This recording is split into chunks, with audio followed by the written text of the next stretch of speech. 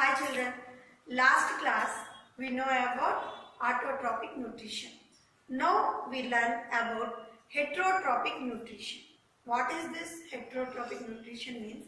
Some plants do not contain chlorophyll. That means you know that chlorophyll is a green pigment which is present in the leaves. This pigment is not present in some plants. Some plants are grow in places where do not get enough light. That such type of plants are not able to carry photosynthesis and depend on other organisms for nutrition. However, some plants, even though they contain chlorophyll and carry out photosynthesis, depend on other organisms for contain nutrition. This mode of nutrition in which an organism depends on another organism for food is called heterotrophic nutrition. Organisms that follow heterotrophic mode of nutrition are called heterotrophs. Hetero means another, trophic means nutrition. Hetero means another. They depend on other organisms or plants. Trophic means nutrition. Okay. Next, there are types of heterotrophs are there. What are those? Heterotrophic plants are four types. They are parasitic plants, saprophytic plants, and insectivorous plants and symbiotic plants. Parasitic plants, saprophytic plants, insectivorous plants, and symbiotic plants. Now first, parasitic plants. A parasitic plant is one that particularly or completely depend on the another plant. That means which plant it depends, that is the host plant. Okay, but completely depends on the another plant for nutrition. Usually parasitic plants develop special roots. They can develop special roots which particulate into a tissue. Particular tissue will be produced in the host plant.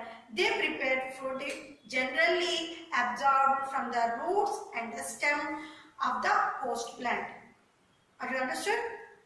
They take the food from the host plant from their roots and tissues. For example, Cuscuta and Mistletoe, like other plants. These are parasitic plants. In a parasitic relationship, only the parasitic plant benefits because the parasitic plant harms the host plant. It harms the host plant to some extent by slowly down its growth and sometimes causing heavy damage. However, a parasitic plant rarely kills the host plant. Next, we are going to saprophytic plants. A saprophytic plant is one that obtains its nutrients from the dead and decaying plants and animal matter also. Sapro means rotting. Phyto means plant. It is usually whitish.